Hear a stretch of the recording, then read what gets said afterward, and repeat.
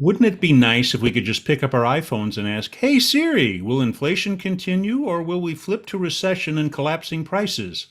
Or maybe your query would be, "Hey Alexa, find me the best long-term supplier for cold rolled Schedule 4140 steel bar, ready for automatic loading to our CAM5 laser fiber metal cutter."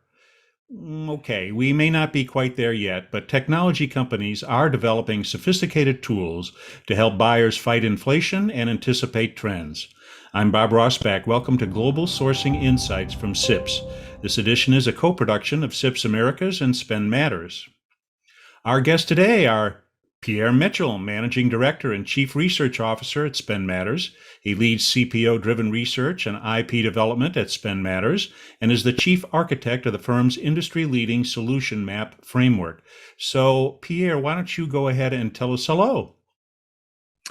Well, hello, and thanks everybody for joining us in this edition of GSI. And we're really happy to be here. And I'm here with my partner in crime, Bill Michaels. And as usual, I'm going to be marching through some research and slides and insights, but really I'm going to be talking to Bill a lot about what he's seeing out in the trenches. So thanks, Bill, for joining us. Hey, So, thanks, Bill, Pierre. say hello. Happy to be here. Hello. How is everybody? Okay, well, let's get the first question. Yeah, Pierre, is inflation ending and recession coming, or is inflation going to continue and we're going to go booming along on our merry way right now? So let's take a look at that first slide, maybe.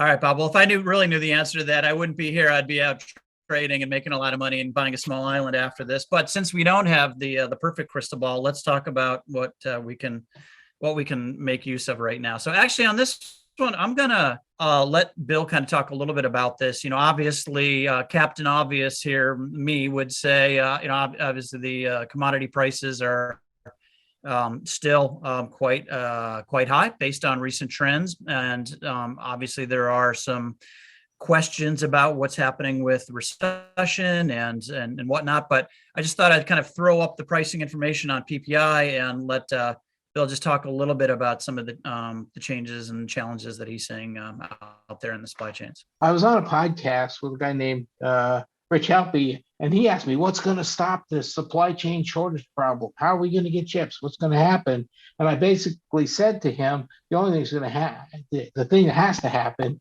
is intervention from the government. And we're going to have to see really interest rates come into play to try and shut down slow down the housing market, slow down automotive, and try and get things back in balance, supply and demands, where we have enough goods to meet the demand.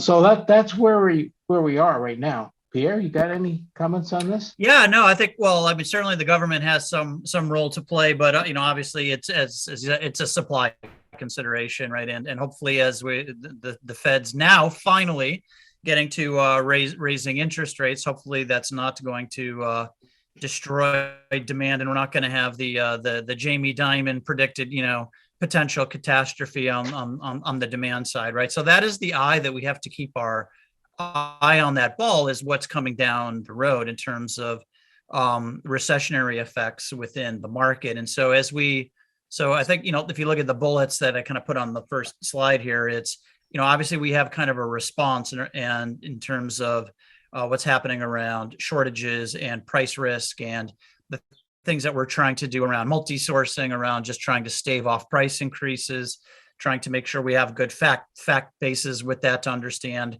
how much of the suppliers' costs are going up or not. How we can really look beyond the price side with our suppliers and finally maybe partner with them a bit more. But they're very smart. They're like, oh yeah, as a buyer, you want to partner with me now when things are tight, right? But so you have to be a credible partner, and there's a piece to that kind of how you partner with them smartly without kind of giving away the store with long-term agreements and things like that. As the CFOs are looking at future challenges, we need to find other places to reduce total cost, to look at spend in other areas.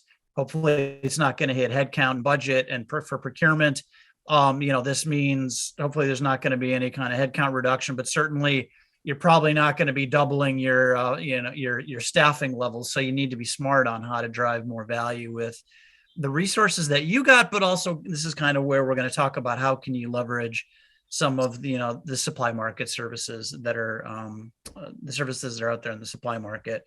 The other bucket is on recession, right? And that's kind of what's happening, and kind of, transitioning towards, hey, look, what's going to happen if revenue starts to drop off? What are those scenarios? How do we manage consumption on the supply side and also internally? How do we change our specs? How do we change our product mix? How do we collaborate with our suppliers on those types of things to come up with new digital services to support these?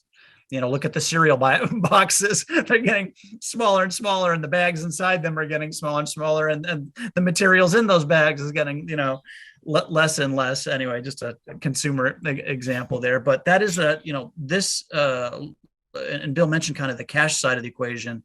There is a cost of capital that is important here. And also, how do we kind of just variabilize the business, but also smooth the business to kind of protect us from these giant swings? So these are the kind of things where the services market can be helpful in trying to help procurement, pull these levers. So that's where I was going to go on the next slide. I was reading the Wall Street Journal yesterday, and basically one of the headlines is U.S. retailers are coming to the conclusion that they have too much inventory in the wrong places. So there's a sharp realization that demand is starting to slow down, particularly if you start looking at things like fuels and things like that. People are not going to the places they wanted to go. So I think, recession looming is probably a great title for this slide. Now we're looking at some opportunities that we have for procurement XaaS. I guess that's procurement as a service. Yeah, you got it. I guess I should kind of define what that TLA, or actually FLA, 4-letter acronym, is here. And that's right. So, procurement is a service provider to the business, right? A high impact strategic partner working with the business to get more bang for your buck, to reconfigure your supply chains, to do all these. So procurement is both a producer or deliverer of procurement services to the business, but it also consumes stuff, right? And it consumes procurement services from the market. And, the first principle of procurement is, look to the supply markets to see the innovation and how can we tap that, right? Both for our stakeholders as well as practice what we preach in procurement and really look for those things that can help us, especially when we're budget constrained and whatnot. And those can be kind of ongoing steady state services in terms of software as a service and moving to cloud-based, solutions. Or it could be transformational services, right? How do we look under every stone and unlock the cash? Where do we find the cost that, is out there? How do we look at our SaaS spend and, figure out, death by 1,000 subscriptions? How do we kind of, look at all these different areas? So this consumption of these different services, if you think about that previous slide, is how do we get better market intelligence, right? As Bill, you were saying, how do we get deep into the categories? How do we look multiple tiers up into the supply chain? How do we see some of these things that are happening so we're not at the tip of the whip on the bullwhip, but we're actually kind of more on the handle side, right? So we can see these things coming and prepare for them. And that also means, how do we just get on-demand resources? We don't need necessarily specific category managers in one-off kind of projects or things that we're doing. And how can we get those in some kind of a self-funded or maybe a risk-free way? Or what are some of, when we are budget constrained, how can we do these things and also kind of build capabilities while we're at it? So we're not just doing little one-off things here and there. We're actually trying to be deliberate about how we add, better and better services to, and deliver those services to the business. So it's a noisy market, but this is where I was going to share some of our research that we just done in this procurement services area. And I was going to pick I picked a segment of this that I thought was really useful to consider in the current market situation. So Bill, anything you want to talk about before we get into it? Well, just as you're saying, some of the services are services that we hadn't required in the past, like data analysts and data management people. And I think when we start looking at the procurement services area, what I'm seeing more and more in companies is more contingent labor. So specialist contingent labor, where someone comes in, they're an expert in perhaps a particular category. They've seen it before. They understand the category. They understand the market. They come in, they create the plan, they put in a contract to go away and go somewhere else to do it. So I think we're going to see more and more services in terms of market intelligence, data analysts, even contingent labor. All right. So you have, Pierre, you've segmented the market for procurement as a service. So how does that break out into your 2x2 grid? Right. Well, of course, I have to be a little extra and I need to go 3-dimensional. So I call this kind of my little Rubik's Cube to procurement transformation. But basically, the idea is, we're running source to pay and supply chain processes. That's the process dimension over in the Rubik's Cube. There's also a category dimension, right? Direct, indirect, mega categories, smaller categories. So at the intersection of those processes and those categories, procurement has to be able to deliver the talent, and as part of that talent is the knowledge, and supporting that knowledge is the information and intelligence, and then the machine tools to do all that in the digital world, right? The tech tools. So those things need to kind of be assembled, and your strategy as a procurement organization around delivering these services, which is these processes ultimately to the business, you have to think not about just how you deliver that, but also how do you source the, how do you, staff those processes? How do you automate those processes? Those all require resources. And as Bill said, you can look at, staff aug, contingent labor. You can use professional services firms. There's outsourcing. There's, you can do the whole shebang for, let's say, all of indirect, all of source to pay, and outsource it all. Great. That is one strategy.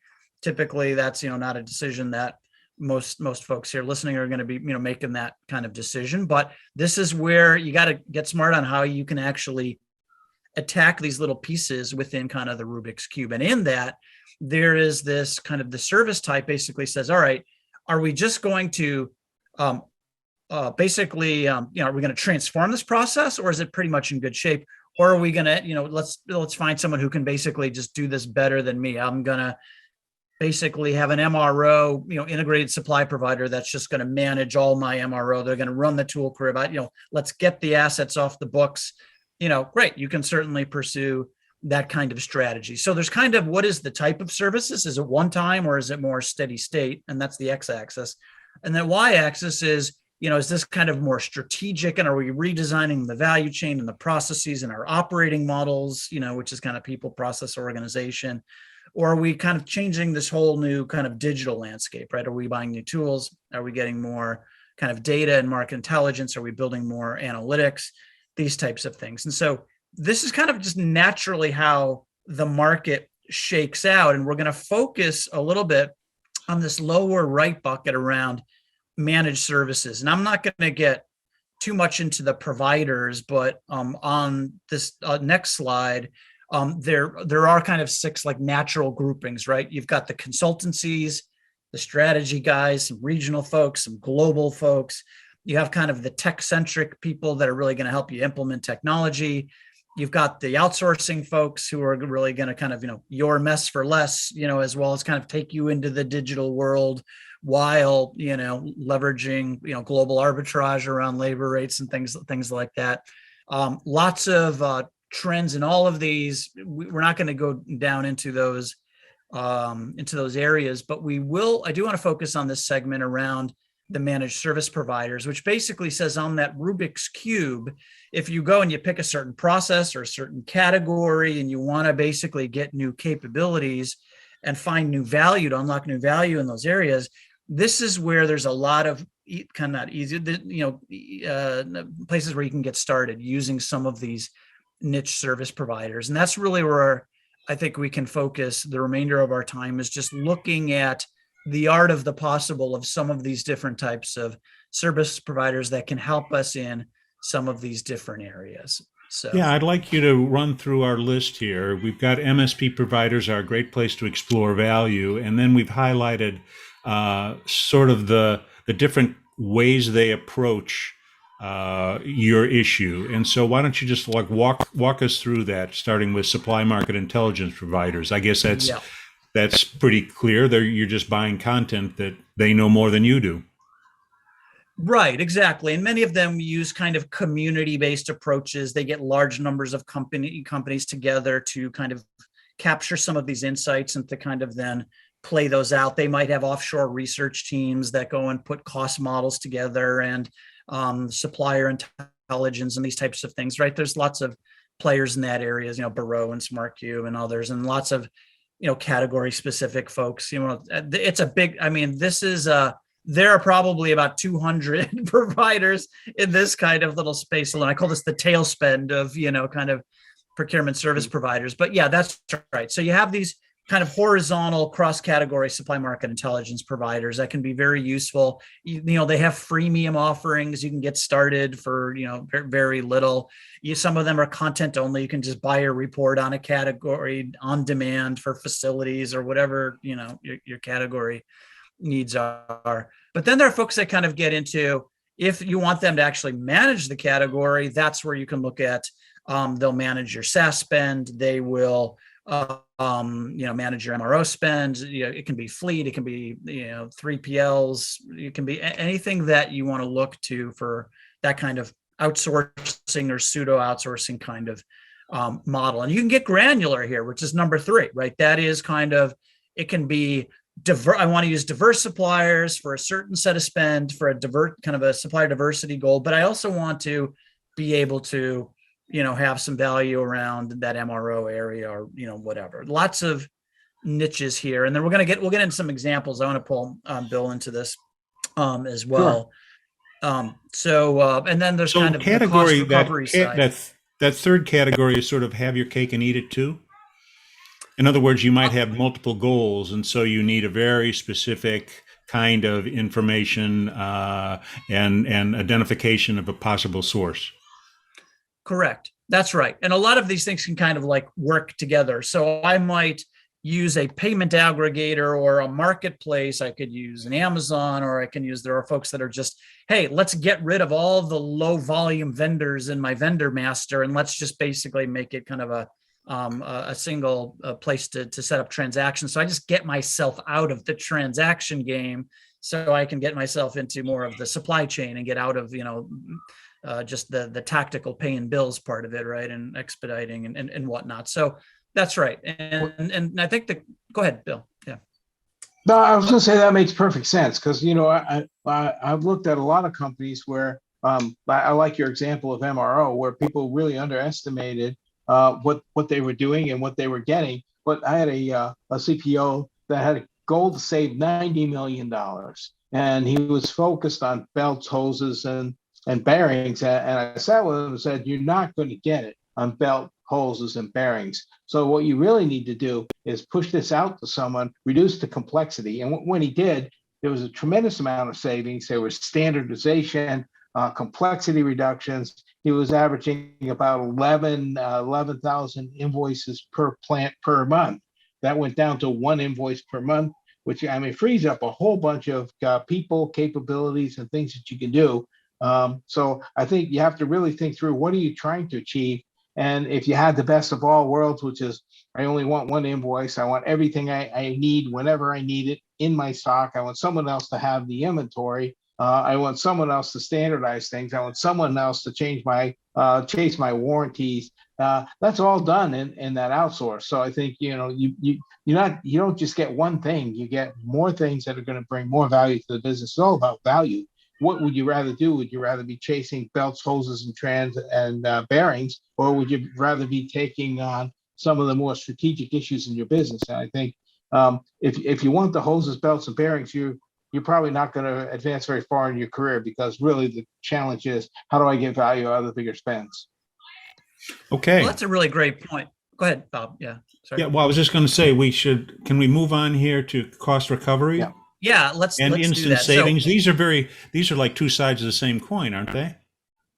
Yeah. They are. So some are the what, and then others are getting a little bit into the how, right? So in terms of cost covering and contingency-based services, this is when, look, I don't know what I don't know, and I don't know how much savings a consultant is going to find when they say they're going to come in and save me a ton of money. So, the way in which I can reduce my risk is basically have them do a contingency-based kind of sourcing project, or it could be cash focused, whatever. But you're basically signing up and saying, great, we're going to do a baseline, and then you're going to show us how much you can save. And they are, and you sign up to that up front, and basically that provider will help you, will kind of basically bring you checks, but they're going to take whatever, 20, 30, 40% of the cut, but it is risk-free. So you have to think about, really to what extent you want to trade off cost and cash. But there are these types of options that are available. And Bill makes an excellent point about, even with kind of traditional suppliers,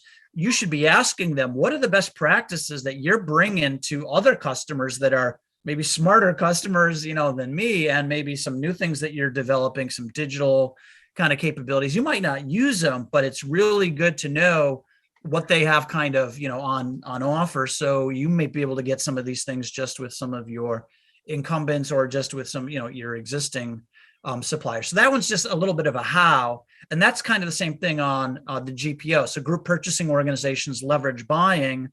There's, that's kind of it's tactical, but even for big companies, they find that they can save some money when they go out to whoever it is, well, there's lots of GPOs that are out, in the market, but you're not always going to get a perfect hit, but it's a great way to both benchmark and to see to the extent that you might get some of those instant savings. So that's a tactical tool, but why not? You want to be able to look under every rock. And then with regards to the recessionary piece and cash, this is a big one, right? So if you are fairly large organization and you have a good stable company, you got a low cost of capital, but your suppliers, you got a lot of them that are struggling to get financing. They have higher cost of capital. There's some financial risk.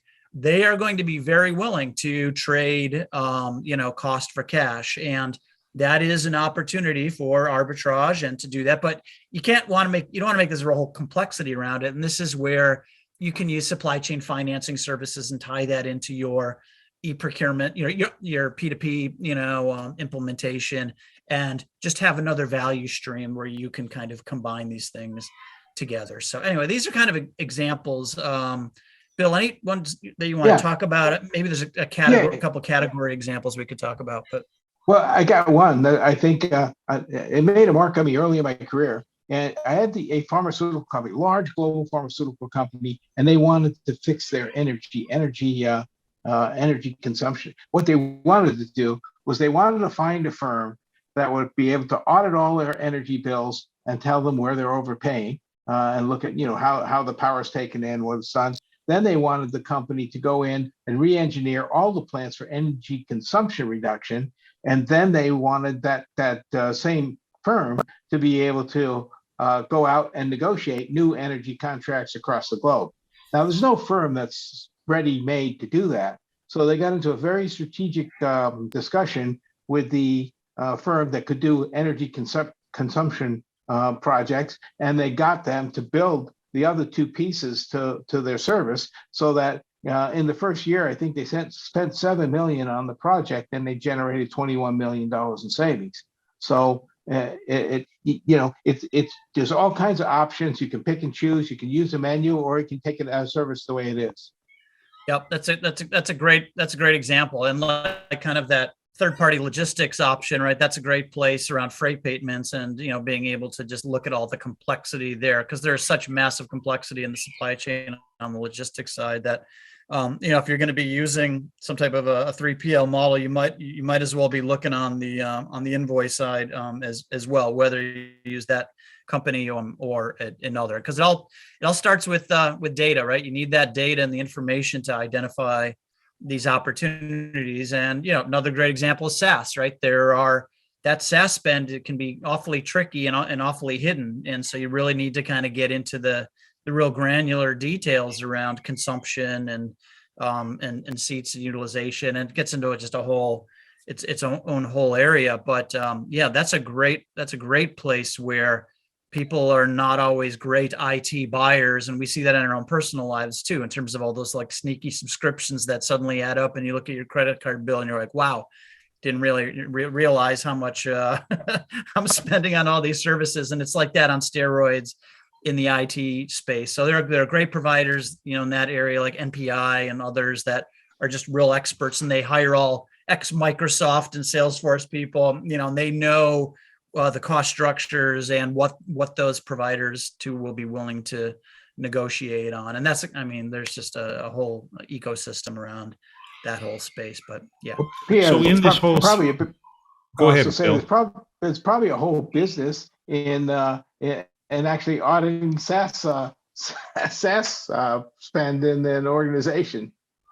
Yeah, all those companies are doing very well. In fact, there's a whole new breed of companies that are emerging out there, like Vendor, VENDR, and OR. Basically, it's combining the cost recovery and contingency based with the SaaS spending. So they basically come in and they say, we're going to save you money in SaaS. And they basically go through all the SaaS spend. They look at all the contracts and they basically renegotiate with the vendors, and they take, a percentage of the cut. Or you can use more traditional IT, sourcing kinds of consultancies that do that. So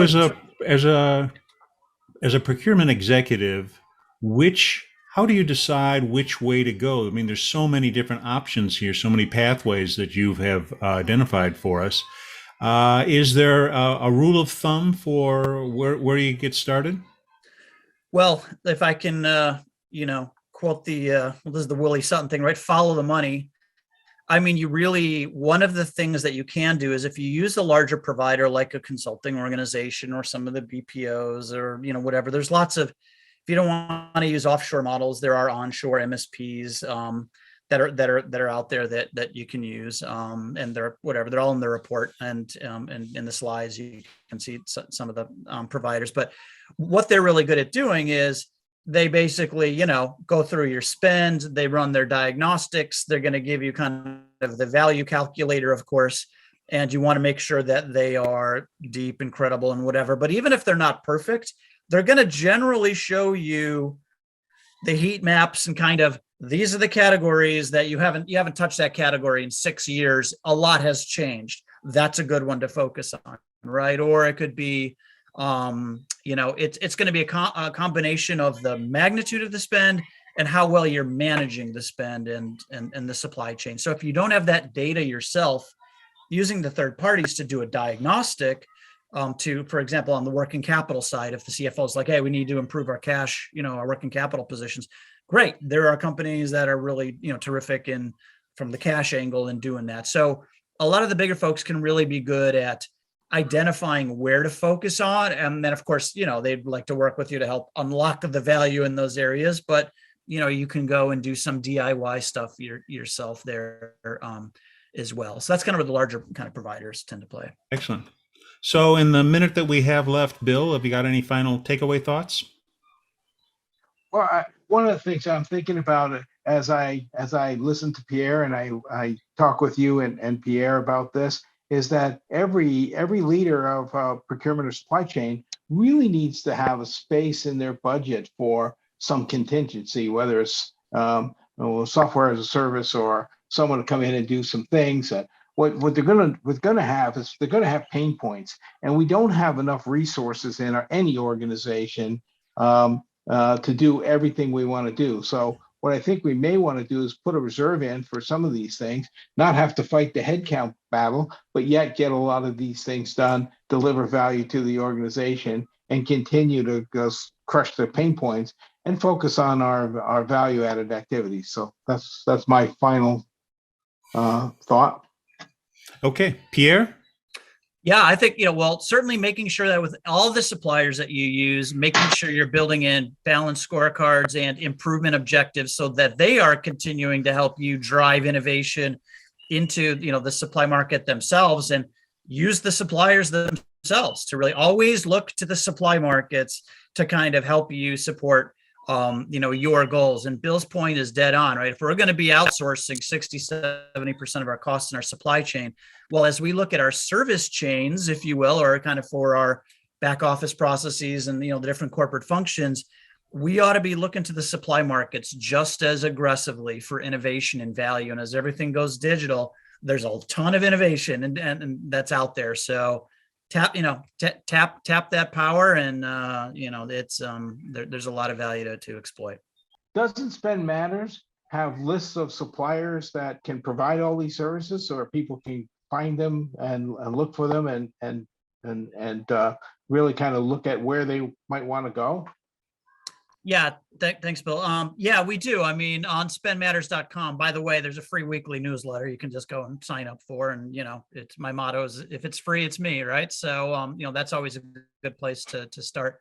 But we have an almanac. It's like a supplier directory, and we have a lot of these categories spelled out, and there are providers that are listed here. And then we also have one that is actually specific to this research that we did around procurement service providers. We started with an initial list of 35, kind of like some of the that were kind of representative of kind of the big players, but also some of the interesting kind of players within like this kind of managed services area. So that's available within kind of that directory. And then for folks that really want to go a little deeper and understand the players and how they compete and getting into like their capabilities, there's a full like capability model that we have on the providers, like 25 competencies. And we really get into, just like we analyze the tech vendors in the procurement space, we're kind of doing that also in the service provider area. We're not plotting them on a quadrant or anything, but trying to build some intelligence so that people can really get more granular if they're really interested in any of these areas. But, this is the top of the wave stuff we're happy to kind of share here for the SIPS community and for the market. So happy to share this. Excellent. Well, that's all we have time for. Pierre, Bill, always a pleasure. Thank you both. I'm Bob Rossback. Thank you for watching.